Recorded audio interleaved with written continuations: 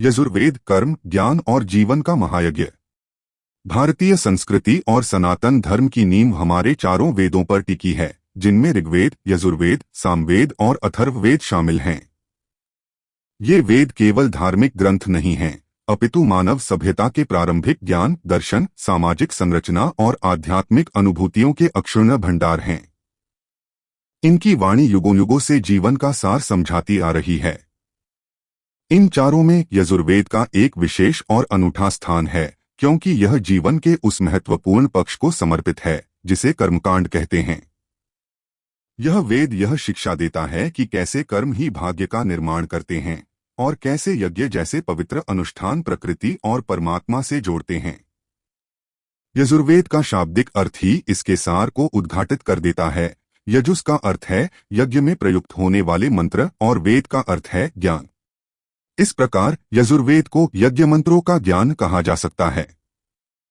यह वह ग्रंथ है जो यज्ञ जैसी पवित्र क्रियाओं को संचालित करने के लिए आवश्यक गद्यात्मक मंत्रों का संग्रह है।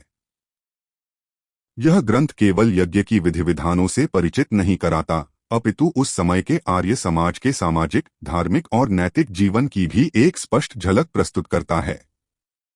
यह दर्शाता है कि कैसे पूर्वज प्रकृति के साथ सामंजस्य बिठाकर कर्म को ही अपना धर्म मानते थे। कर्मकांड को केवल यांत्रिक क्रियाओं से ऊपर उठाकर एक दार्शनिक और आध्यात्मिक आयाम प्रदान किया गया है, जो व्यक्तिगत नियति और ब्रह्मांडीय सामंजस्य से जुड़ा है। यह वैदिक ज्ञान की एक गहरी समझ प्रस्तुत करता है, जहां कर्म केवल बाहरी क्रियाएं नहीं हैं, बल्कि आंतरिक परिवर्तन और ब्रह्मांडीय ऊर्जाओं के साथ सामंजस्य स्थापित करने का साधन भी हैं। विद्वानों का यह मत है कि यजुर्वेद की रचना मुख्य रूप से कुरुक्षेत्र के पावन क्षेत्र में हुई थी। यह वही भूमि है जहां जीवन और मृत्यु के गूढ़ रहस्यों पर संवाद हुआ था और धर्म की स्थापना हुई थी। यह अद्भुत है कि जिस भूमि पर महाभारत का महायुद्ध लड़ा गया, उसी भूमि पर जीवन के सबसे पवित्र अनुष्ठानों का ज्ञान भी प्रस्फुटित हुआ। यह स्थान कर्म के दोहरे पहलू को दर्शाता है। एक ओर यज्ञ के रूप में पवित्र कर्म, दूसरी ओर युद्ध के रूप में धर्म की स्थापना के लिए किया गया कर्म। यह एक गहरा प्रतीकात्मक जुड़ाव है जो यह बताता है कि जीवन में कर्म का महत्व कितना व्यापक है, चाहे वह आध्यात्मिक उत्थान के लिए हो या धर्म की रक्षा के लिए। यह यजुर्वेद को केवल एक धार्मिक ग्रंथ के बजाय एक ऐसे दर्शन के रूप में प्रस्तुत करता है जो जीवन के हर पहलू में कर्म की केंद्रीयता को स्वीकार करता है। यजुर्वेद का मुख्य उद्देश्य ही अध्वर्यु नामक पुरोहित को यज्ञ संपन्न कराने हेतु आवश्यक मार्गदर्शन प्रदान करना था। अध्वर्यु वह पुरोहित होता था जो यज्ञ की भौतिक क्रियाओं जैसे अग्नि प्रज्वलित करना, आहुति देना और यज्ञवेदी का निर्माण करना, इन सभी का संचालन करता था। जहां ऋग्वेद के मंत्रों का उपयोग होता था, वहां यजुर्वेद के मंत्रों का प्रयोग यज्ञ में विभिन्न क्रियाओं के दौरान किया जाता था। ये मंत्र गद्य रूप में होते थे, जो क्रिया के साथ साथ बोले जाते थे, जिससे यज्ञ की प्रत्येक गतिविधि को एक आध्यात्मिक आधार मिलता था। यह कार्य विभाजन और मंत्रों के विशिष्ट उपयोग से यह पता चलता है कि वैदिक यज्ञ केवल धार्मिक भावना पर आधारित नहीं थे, बल्कि एक सुनियोजित तकनीकी प्रक्रिया थी। अध्वर्यु एक प्रकार का तकनीकी विशेषज्ञ था, जो वैदिक समाज में विशेषज्ञता के महत्व को दर्शाता है। यह दर्शाता है कि यज्ञ केवल धार्मिक अनुष्ठान नहीं थे, बल्कि उस समय की विज्ञान और प्रौद्योगिकी का एक रूप थे, जहां प्रत्येक क्रिया और शब्द का विशिष्ट उद्देश्य और प्रभाव होता था। इस प्रकार यजुर्वेद को कर्मकांड प्रधान वेद के रूप में जाना जाता है, जिसने वैदिक अनुष्ठानों को एक व्यवस्थित और वैज्ञानिक रूप प्रदान किया। यह केवल मंत्रों का संग्रह नहीं, बल्कि एक विस्तृत कार्यप्रणाली है जो ब्रह्मांडीय ऊर्जाओं के साथ सामंजस्य स्थापित करने का मार्ग बताती है। यजुर्वेद की संरचना ज्ञान की दो पावन धाराएं, शुक्ल और कृष्ण यजुर्वेद। यजुर्वेद का ज्ञान एक विशाल नदी की भांति है, जो दो मुख्य धाराओं में विभाजित है, जिन्हें शुक्ल यजुर्वेद और कृष्ण यजुर्वेद के नाम से जाना जाता है। ये विभाजन केवल नाम मात्र के नहीं हैं, बल्कि ये इन दोनों संहिताओं के स्वरूप और प्रस्तुति में एक गहरा अंतर दर्शाते हैं। यह विभाजन वैदिक ज्ञान की विविधता और गहराई को समझने में सहायता करता है। यजुर्वेद के विभाजन को ज्ञान की दो पावन धाराएं बताना और यह कहना कि यह ज्ञान की विविधता और गहराई को दर्शाता है, यह सुझाव देता है कि वैदिक परंपरा में ज्ञान को एकरूपी नहीं माना जाता था, बल्कि विभिन्न दृष्टिकोणों और प्रस्तुति शैलियों को स्वीकार किया जाता था। यह दर्शाता है कि वैदिक ऋषियों ने एक ही ज्ञान को प्रस्तुत करने के लिए विभिन्न पद्धतियों और शैलियों का उपयोग किया, जिससे यह विभिन्न प्रकार के शिक्षार्थियों और उद्देश्यों के लिए सुलभ हो सके।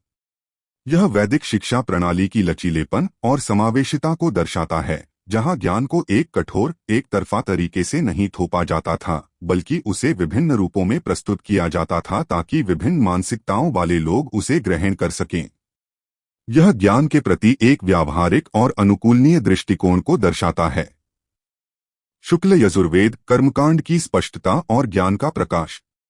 शुक्ल यजुर्वेद, जिसे उज्ज्वल या श्वेत यजुर्वेद भी कहते हैं, अपनी सुव्यवस्थित और स्पष्ट संरचना के कारण यह नाम धारण करता है। इस संहिता में यज्ञों के मंत्र शुद्ध गद्य रूप में संकलित हैं और उन्हें किसी भी ब्राह्मणीय टिप्पणी या व्याख्या से पूर्णतः पृथक रखा गया है। यह इसकी स्वच्छ और व्यवस्थित प्रकृति को दर्शाता है, इसीलिए इसे श्वेत या शुभ्र कहा गया है। कल्पना कीजिए एक ऐसा ग्रंथ जहां मंत्र अपने शुद्धतम रूप में विद्यमान हैं, बिना किसी अतिरिक्त व्याख्या के। शुक्ल यजुर्वेद की दो मुख्य शाखाएं हैं, माध्यन्दिन वाजसनेय संहिता और काम्य संहिता। माध्यन्दिन संहिता में 40 अध्याय और 1975 मंत्र हैं, जबकि काम्य संहिता में भी 40 अध्याय हैं, किंतु मंत्रों की संख्या 2086 है। इन दोनों संहिताओं को संयुक्त रूप से वाजसनेय संहिता भी कहते हैं, क्योंकि इसकी परंपरा को ऋषि वाजसनी के पुत्र याज्ञवल्क्य से जोड़ा जाता है। याज्ञवल्क्य, जो अपनी ज्ञान गरिमा के लिए प्रसिद्ध थे, ने इस परंपरा को आगे बढ़ाया, जिससे यह ज्ञान पीढ़ी दर पीढ़ी प्रवाहित होता रहा। शुक्ल यजुर्वेद की संहिता में केवल वही मंत्र संकलित हैं जो विभिन्न धार्मिक अनुष्ठानों जैसे दर्शपौर्णमास, अग्निहोत्र, चातुर्मास्य और सोमयज्ञ में प्रयुक्त होते हैं। दर्शपौर्णमास यज्ञ अमावस्या और पूर्णिमा को किए जाते थे, जो चंद्रमा के चक्रों से जुड़े थे, प्रकृति के साथ गहरे संबंध को दर्शाते हुए। अग्निहोत्र दैनिक अग्नि पूजा, निरंतर कर्म और समर्पण का पाठ पढ़ाती है। चातुर्मास्य यज्ञ 4 महीनों तक चलने वाले मौसमी अनुष्ठान थे, जो प्रकृति के परिवर्तनों के प्रति कृतज्ञता व्यक्त करते थे। और सोमयज्ञ, जिसमें सोमरस का अर्पण किया जाता था, आध्यात्मिक उत्थान और दिव्य अनुभवों का प्रतीक था। इस संहिता का प्रत्येक अध्याय एक विशेष यज्ञ विधि से संबंधित है, जिससे इसे समझना और इसका पालन करना अत्यंत सरल हो जाता है। यह एक प्रकार से वैदिक अनुष्ठानों की हैंडबुक है, जो हर कदम पर मार्गदर्शन देती है। शुक्ल यजुर्वेद की सबसे बड़ी विशेषता यह है कि इसका अंतिम अध्याय, 40वां अध्याय, स्वयं एक उपनिषद है, ईशावास्योपनिषद। यह उपनिषद केवल 18 श्लोकों में ही आत्मज्ञान और ब्रह्मज्ञान के सार को प्रस्तुत करता है। यह शिक्षा देता है कि इस संसार में जो कुछ भी है, वह सब ईश्वर से व्याप्त है और त्याग की भावना से ही जीवन का आनंद लेना चाहिए। ईशावास्यमिदं सर्वं यत्किंच जगत्या जगत तेन त्यक्तेन भुंजीथा मा गृधः कस्यस्विद्धनम्। यह श्लोक यह बताता है कि सब कुछ ईश्वर का है और त्यागपूर्वक उसका उपभोग करना चाहिए, किसी के धन का लोभ नहीं करना चाहिए। ईशावास्योपनिषद का शुक्ल यजुर्वेद के अंत में होना यह दर्शाता है कि वैदिक परंपरा में कर्मकांड यज्ञ को केवल एक अंत नहीं माना जाता था, बल्कि आत्मज्ञान उपनिषद की ओर ले जाने वाले एक मार्ग के रूप में देखा जाता था। यह कर्म करते हुए भी मोक्ष प्राप्त करने के विचार को पुष्ट करता है। यह दर्शाता है कि यजुर्वेद केवल कर्मकांड का ग्रंथ नहीं है, बल्कि कर्म और ज्ञान के बीच एक सेतु है। यह इस बात पर जोर देता है कि सच्चा आध्यात्मिक विकास तभी होता है जब कर्म को ज्ञान के साथ जोड़ा जाए, और यह सिखाता है कि भौतिक संसार में रहते हुए भी आध्यात्मिक मुक्ति प्राप्त की जा सकती है।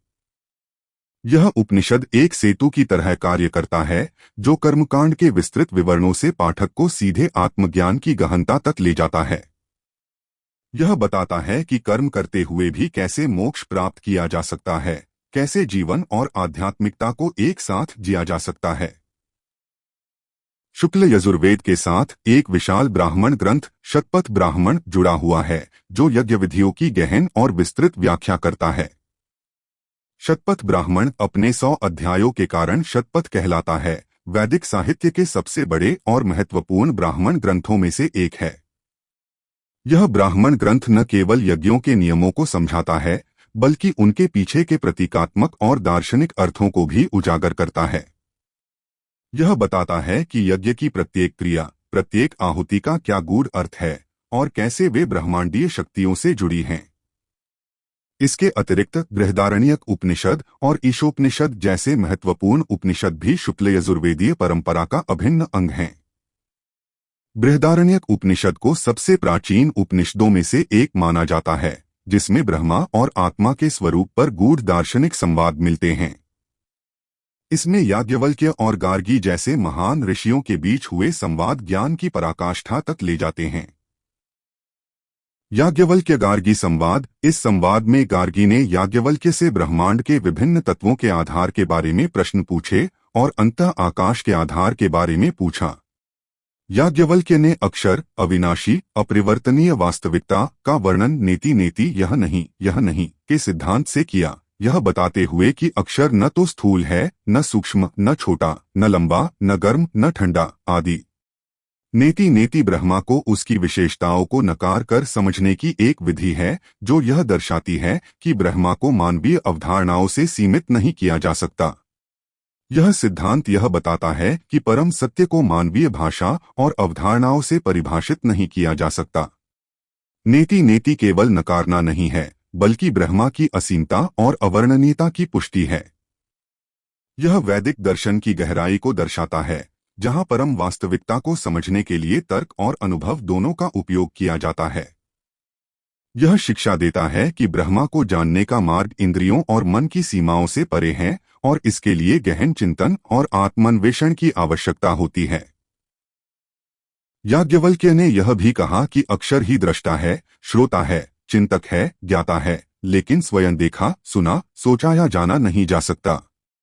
याज्ञवल्क्य मैत्रेयी संवाद। इस संवाद में मैत्रेयी ने याज्ञवल्क्य से अमरता के बारे में पूछा, यह जानने की इच्छा व्यक्त की कि क्या धन से अमरता प्राप्त की जा सकती है। याज्ञवल्क्य ने स्पष्ट किया कि धन से अमरता नहीं मिल सकती और फिर आत्मा, स्वयं और ब्रह्मा, परम वास्तविकता की एकता के बारे में गहन ज्ञान प्रदान किया। इस संवाद में यह बताया गया कि प्रेम किसी वस्तु के लिए नहीं, बल्कि स्वयं के लिए होता है, जो अंतः सार्वभौमिक आत्मा से जुड़ा है। मैत्रेयी का धन के बजाय अमरता की खोज करना और याज्ञवल्क्य का यह बताना कि प्रेम स्वयं के लिए होता है, जो अंतः सार्वभौमिक आत्मा से जुड़ा है, यह दर्शाता है कि वैदिक दर्शन भौतिक सुखों से परे जाकर सच्चे आनंद और मुक्ति की तलाश करता है। यह भौतिकवादी दृष्टिकोण को चुनौती देता है और आध्यात्मिक मूल्यों को प्राथमिकता देता है। यह प्रेम को एक गहरे, सार्वभौमिक स्तर पर परिभाषित करता है, जो व्यक्तिगत आत्मा और परम आत्मा के बीच संबंध को दर्शाता है। इन ग्रंथों से यह स्पष्ट होता है कि शुक्ल यजुर्वेद केवल कर्मकांड का ग्रंथ नहीं, बल्कि आत्मचिंतन और ब्रह्मज्ञान का भी एक गहरा स्रोत है। यह शिक्षा देता है कि कर्म के माध्यम से ही ज्ञान की ओर अग्रसर हुआ जा सकता है और अंततः मोक्ष प्राप्त किया जा सकता है। कृष्ण यजुर्वेद मंत्र और व्याख्या का समन्वय गूढ़ता का अमृत। कृष्ण यजुर्वेद की संहिताएं, जैसा कि पहले बताया गया है, मंत्र और ब्राह्मणों के सम्मिश्रण से बनी हैं। इस मिश्रण के कारण ही इसे कृष्ण या अव्यवस्थित कहा गया है, लेकिन इसकी यह विशेषता इसे और भी महत्वपूर्ण बनाती है। यह उन साधकों के लिए अत्यंत उपयोगी है जो मंत्रों के साथ ही उनकी व्याख्या और उपयोगिता को भी समझना चाहते हैं। यह एक प्रकार से रेडिरेकन है, जहां मंत्र और उसका अर्थ दोनों एक साथ मिल जाते हैं। कृष्ण यजुर्वेद में मंत्रों के साथ ब्राह्मणों व्याख्याओं का सम्मिश्रण यह दर्शाता है कि वैदिक ऋषियों ने ज्ञान को अधिक सुलभ बनाने का प्रयास किया। यह केवल पाठ को संरक्षित करने से अधिक उसके अर्थ और उपयोगिता को तुरंत समझने पर केंद्रित था। यह वैदिक शिक्षा प्रणाली में व्यावहारिकता के महत्व को दर्शाता है। ज्ञान को केवल विद्वानों के लिए नहीं, बल्कि उन लोगों के लिए भी सुलभ बनाया गया था जो कर्मकांडों में संलग्न थे और उनके पीछे के अर्थ को समझना चाहते थे। यह ज्ञान के प्रसार और उसे दैनिक जीवन में एकीकृत करने की इच्छा को दर्शाता है। कृष्ण यजुर्वेद की प्रमुख शाखाएं तैत्तिरीय, मैत्रायणी, कठ और कपिष्ठल यज्ञों की विविध विधियों और उनसे संबंधित मंत्रों का गहन विवेचन करती हैं। तैत्तिरीय संहिता कृष्ण यजुर्वेद की सबसे प्रसिद्ध शाखा है, जो वैदिक यज्ञों के विस्तृत विवरण प्रस्तुत करती है। इसके साथ तैत्तिरीय ब्राह्मण, तैत्तिरीय आरण्यक और तैत्तिरीय उपनिषद जुड़े हुए हैं। तैत्तिरीय उपनिषद ज्ञान के 3 स्तरों से परिचित कराती है: शिक्षावल्ली, ब्रह्मानंदवल्ली और भृगुवल्ली। शिक्षावल्ली वैदिक ध्वनियों और उच्चारण के महत्व को सिखाती है, जो मंत्रों की शक्ति का आधार है।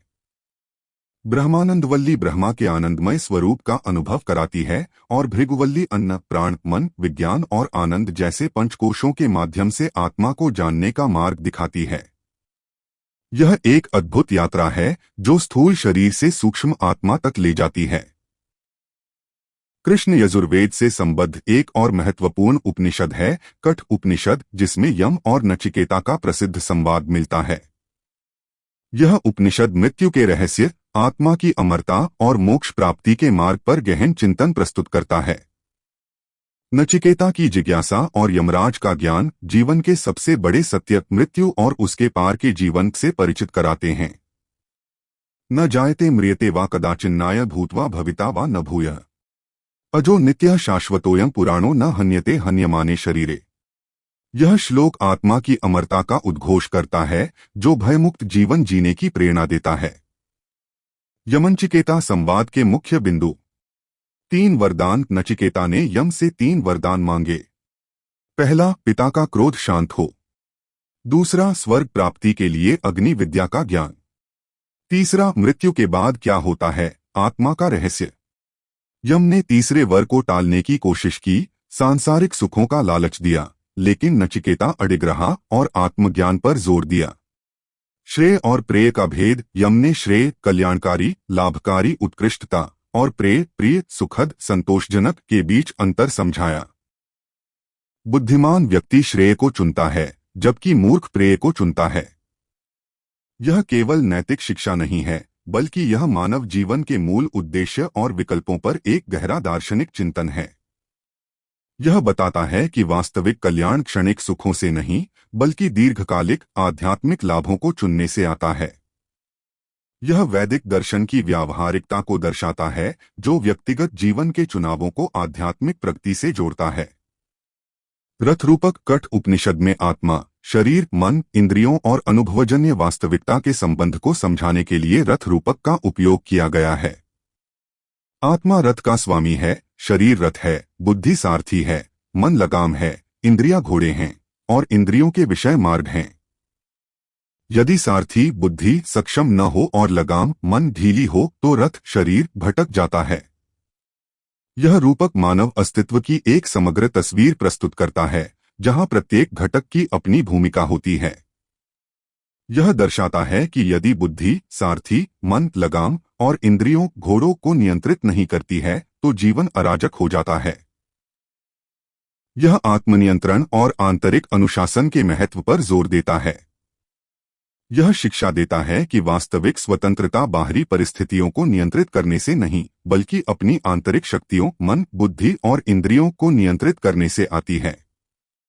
इसके अतिरिक्त मैत्री उपनिषद और कुछ परंपराओं में श्वेताश्वतार उपनिषद को भी कृष्ण यजुर्वेद से जोड़ा जाता है, जो आत्मा, ब्रह्मा और जगत के संबंधों पर गहरा दार्शनिक ज्ञान देते हैं। मैत्री उपनिषद मन की चंचलता और उसे नियंत्रित करने के उपायों पर प्रकाश डालती है, जबकि श्वेताश्वतार उपनिषद ईश्वर के सर्वव्यापी स्वरूप और भक्ति के महत्व को समझाती है। इस प्रकार कृष्ण यजुर्वेद कर्मकांड और ज्ञानकांड का एक अद्भुत समन्वय है, जहां कर्म की व्याख्या के साथ ही आत्मज्ञान का मार्ग भी प्रशस्त होता है। मूल पुस्तक।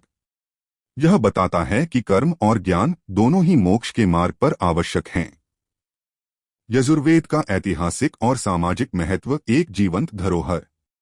यजुर्वेद केवल धार्मिक क्रियाओं का संग्रह नहीं है, बल्कि यह इतिहास का एक महत्वपूर्ण दस्तावेज भी है।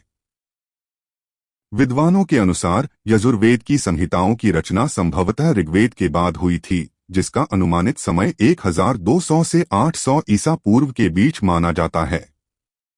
यह वह समय था जब आर्यों का सामाजिक जीवन और धार्मिक विश्वास परिष्कृत हो रहे थे। यजुर्वेद के मंत्रों और विधानों में आर्यों के सामाजिक धार्मिक जीवन की एक स्पष्ट तस्वीर मिलती है। यह दर्शाता है कि उस समय का समाज कितना सुव्यवस्थित और धर्मपरायण था। यजुर्वेद को इतिहास का एक महत्वपूर्ण दस्तावेज बताना और इसकी रचना को आर्यों के सामाजिक जीवन और धार्मिक विश्वासों के परिष्कृत होने के समय से जोड़ना, इसे केवल एक धार्मिक पाठ से ऊपर उठाकर एक सांस्कृतिक और ऐतिहासिक स्रोत के रूप में स्थापित करता है। यह दर्शाता है कि यजुर्वेद केवल आध्यात्मिक नहीं, बल्कि उस समय के समाज के दर्पण के रूप में भी कार्य करता है। यह हमें उस युग की सामाजिक संरचना, मूल्यों और प्रथाओं को समझने में मदद करता है। यह ग्रंथ यज्ञों के नियम प्रक्रियाओं के साथ साथ आर्यों के जीवन में यज्ञोपवीत धारण करने, ब्राह्मण बनने और अन्य महत्वपूर्ण कर्मों के विधानों से भी परिचित कराता है। यज्ञोपवीत, जो आज भी सनातन धर्म का एक महत्वपूर्ण संस्कार है, उस समय ज्ञान और पवित्रता का प्रतीक था। यज्ञोपवीत जैसे संस्कारों का उल्लेख और यज्ञों का सामाजिक जीवन में एकीकरण यह दर्शाता है कि वैदिक समाज में धार्मिक क्रियाएं केवल व्यक्तिगत नहीं थीं, बल्कि सामाजिक पहचान, शिक्षा और सामुदायिक बंधन का भी हिस्सा थीं। यह दर्शाता है कि धार्मिक अनुष्ठान व्यक्तिगत आध्यात्मिक विकास के साथ साथ सामाजिक भूमिकाओं और पहचान को भी परिभाषित करते थे। यज्ञोपवीत एक दीक्षा संस्कार था जो व्यक्ति को समाज में एक विशिष्ट स्थान और कर्तव्य प्रदान करता था। यह वैदिक समाज की समग्र प्रकृति को दर्शाता है, जहां धर्म, शिक्षा और सामाजिक संरचना अविभाज्य रूप से जुड़े हुए थे। यह बताता है कि यज्ञ केवल देवताओं को प्रसन्न करने के लिए नहीं थे, बल्कि सामाजिक व्यवस्था को बनाए रखने और व्यक्तिगत व सामूहिक पहचान को सुदृढ़ करने के भी साधन थे। यजुर्वेद में वर्णित विभिन्न यज्ञ जैसे अश्वमेध, राजसूय और वाजपेय न केवल धार्मिक अनुष्ठान थे, बल्कि वे सामाजिक और राजनीतिक शक्ति के प्रदर्शन, समृद्धि और कल्याण के प्रतीक भी थे। ये यज्ञ समाज को एक सूत्र में बांधते थे, जहां राजा, पुरोहित और प्रजा सभी मिलकर एक बड़े उद्देश्य के लिए कार्य करते थे। यह दर्शाता है कि यज्ञ केवल एक धार्मिक अनुष्ठान नहीं था, बल्कि यह सामाजिक जीवन का एक अभिन्न अंग था, जो व्यक्ति और समाज दोनों को एक दूसरे से और प्रकृति से जोड़ता था। यह एक ऐसा माध्यम था जिससे समाज में संतुलन और सामंजस्य बना रहता था। प्रमुख वैदिक यज्ञों का सामाजिक राजनीतिक प्रभाव।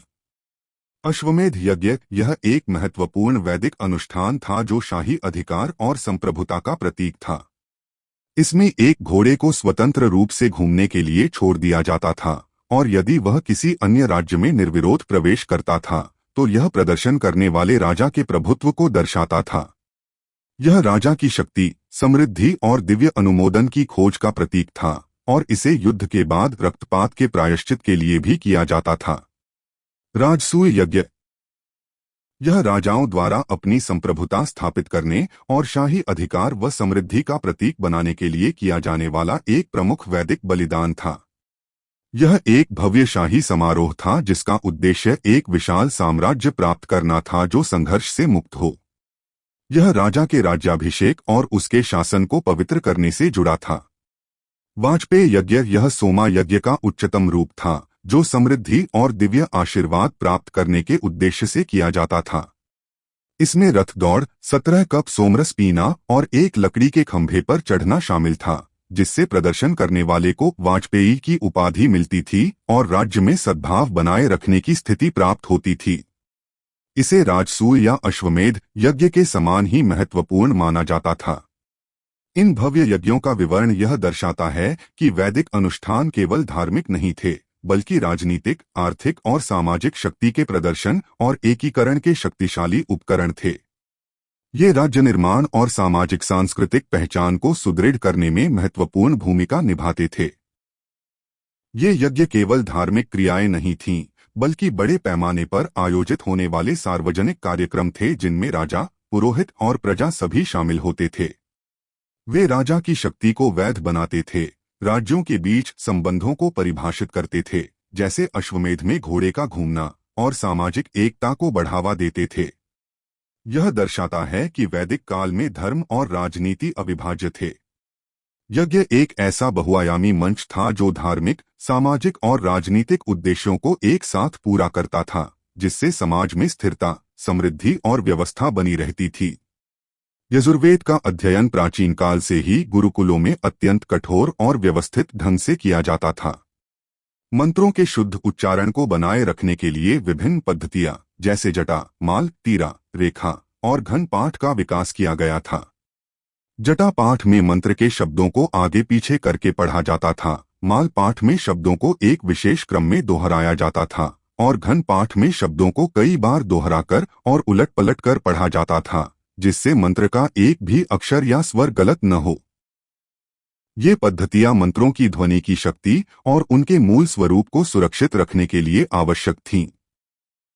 वैदिक मंत्रों का शुद्ध उच्चारण ही उनकी शक्ति का रहस्य है और पूर्वजों ने इस ज्ञान को अक्षुण्ण रखने के लिए अथक प्रयास किए। जटा, घन पाठ जैसी जटिल मौखिक परंपराओं का विकास यह दर्शाता है कि वैदिक ज्ञान को केवल अर्थ के लिए नहीं, बल्कि उसकी ध्वनि और संरचना की पवित्रता के लिए भी अत्यंत महत्व दिया जाता था। यह शब्द और ध्वनि को एक शक्तिशाली, पवित्र माध्यम के रूप में देखने की वैदिक अवधारणा को पुष्ट करता है। यह केवल याद रखने की विधि नहीं थी, बल्कि मंत्रों की ध्वनि की शक्ति, मंत्र शक्ति में गहरे विश्वास को दर्शाती है। यह माना जाता था कि शुद्ध उच्चारण ही मंत्रों को प्रभावी बनाता है। इस प्रकार यजुर्वेद का ज्ञान एक पीढ़ी से दूसरी पीढ़ी तक मौखिक परंपरा के माध्यम से प्रवाहित होता रहा, जिसने इसकी प्राचीनता और पवित्रता को अक्षुण्ण बनाए रखा। यह केवल ज्ञान का हस्तांतरण नहीं था, बल्कि एक पवित्र धरोहर का संरक्षण था, जो आज भी प्रेरणा देती है। निष्कर्ष: यजुर्वेद की चिरंतन प्रासंगिकता। यजुर्वेद अपने दो प्रमुख विभागों और अनेक शाखाओं के माध्यम से वैदिक कर्मकांड का गहन ज्ञान प्रदान करता है। यह शिक्षा देता है कि जीवन को एक पवित्र यज्ञ की तरह कैसे जिया जाए। इसका हर मंत्र, हर सूत्र कर्म की महत्ता, त्याग की भावना और आत्मज्ञान की आवश्यकता का बोध कराता है। यह केवल एक धार्मिक ग्रंथ नहीं है, बल्कि यह मानव जीवन के हर पहलू को स्पर्श करता है। यह बताता है कि कैसे दैनिक जीवन में भी यज्ञ की भावना को आत्मसात किया जा सकता है, कैसे हर कर्म को एक पवित्र अनुष्ठान बनाया जा सकता है। शुक्ल यजुर्वेद का स्वच्छ और सुव्यवस्थित स्वरूप कर्म के प्रति अनुशासन सिखाता है, जबकि कृष्ण यजुर्वेद का मिश्रित स्वरूप कर्म के पीछे छिपे दार्शनिक और आध्यात्मिक अर्थों को समझने में मदद करता है। इसके साथ जुड़े ब्राह्मण ग्रंथ और उपनिषद कर्मकांड से आत्मज्ञान की ओर ले जाते हैं, यह सिद्ध करते हुए कि कर्म और ज्ञान एक दूसरे के पूरक हैं। यह अद्भुत है कि एक ही ग्रंथ कर्म करने की विधि भी बताता है और उस कर्म के पीछे के गहनतम अर्थ को भी समझाता है। यह शिक्षा देता है कि केवल कर्म करना ही पर्याप्त नहीं, बल्कि उस कर्म के पीछे की भावना और ज्ञान भी उतना ही महत्वपूर्ण है। कर्म और ज्ञान एक दूसरे के पूरक हैं का केंद्रीय संदेश यजुर्वेद को केवल कर्मकांड के ग्रंथ से ऊपर उठाकर एक समग्र आध्यात्मिक मार्गदर्शक के रूप में स्थापित करता है, जो बताता है कि बाहरी क्रियाएं आंतरिक समझ के बिना अधूरी हैं। यह एक गहरा दार्शनिक संश्लेषण है, जो भारतीय दर्शन की एक महत्वपूर्ण विशेषता है, कर्म योग और ज्ञान योग का एकीकरण। आज जब आधुनिकता की दौड़ में अपनी जड़ों से दूर हुआ जा रहा है, यजुर्वेद वापस अपनी संस्कृति और परंपराओं की ओर मुड़ने का आह्वान करता है। यह याद दिलाता है कि जीवन में सफलता केवल भौतिक उपलब्धियों में नहीं है, बल्कि अपने कर्तव्यों को ईमानदारी से निभाने और अपने आंतरिक स्वरूप को जानने में है। यह शिक्षा देता है कि प्रकृति के साथ सामंजस्य बिठाना कितना आवश्यक है और कैसे छोटे से छोटे कर्म भी ब्रह्मांड पर प्रभाव डालते हैं। यजुर्वेद का ज्ञान एक ऐसा खजाना है जो समय के साथ अपनी चमक कभी नहीं खोता। जीवन को एक पवित्र यज्ञ की तरह जीना और हर कर्म को एक पवित्र अनुष्ठान बनाना का आह्वान, साथ ही विश्व कल्याण की भावना पर जोर यजुर्वेद के सिद्धांतों को आधुनिक जीवन के लिए अत्यंत प्रासंगिक बनाता है।